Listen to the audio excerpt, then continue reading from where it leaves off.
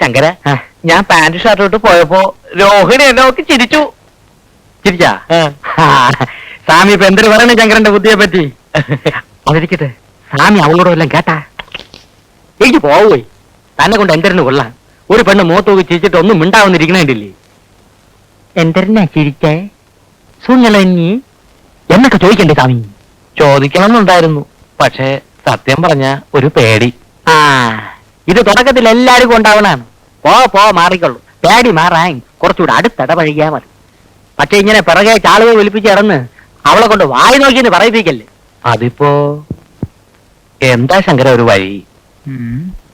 സ്വാമി വാലേറ്റ് റുപ്പിച്ചേരി. അപ്പോ ബാങ്കിലെ ജോലി? ബാങ്കിലെ ഓലി മണ്ണാൻ കേട്ട പുല്ല് കള. കക്ഷത്തിലുള്ള പോവാനും പാടില്ല. ഉത്തരത്തിൽ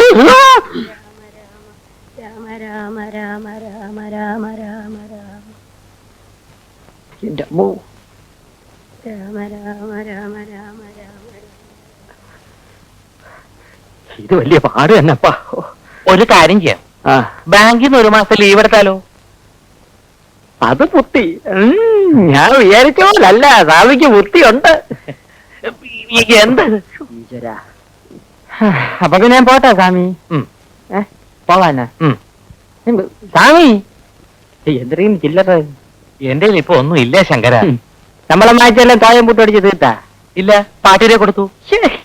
കുഴിയിലോട്ട് കാലം നീട്ടിയിരിക്കണ ഈ കിളവി എന്തിനെ ശമ്പളം മാറ്റി ചാലയുടെ തുമ്പി കെട്ടി ഇടണത്? എന്റെ മുടിപ്പര അമ്മജി, ഇതെന്തൊരു ജമ്മം. അയ്യോ ശങ്കര, ഇവിടെ ഇരിക്കും, ഞാൻ ഇപ്പൊ വരാം.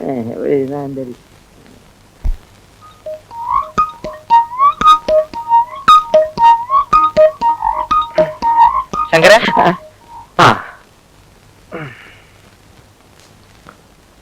ഇത് താത്തയുടെ കിണ്ടിയാ. ആരുടെ കിണ്ടിയായിരുന്നാലും പഴയ ഉരുപ്പടി വിൽക്കാം. വിറ്റോളൂ, പക്ഷെ പാട്ടി കാണാതെ കൊണ്ടുപോകണം. എനിക്ക് അറിഞ്ഞൂടാത്തോണ്ട് ചോദിക്കാണ്. സ്വാമിക്കൊരു 4 എണ്ണ ചെലവായി കൂടിയേ. എന്തിനാ? ഇത്തിപ്പോ ഒരു എലിവേഷം വാങ്ങിച്ച് അതിന് കൊടു. കിളവിയുടെ കാറ്റ് പോവും. മനുഷ്യന് മനനിമ്മതിയോട് ഇവിടെ കയറി വരാമല്ലേ. ശങ്കരൻ പൊയ്ക്കോളൂ. ആ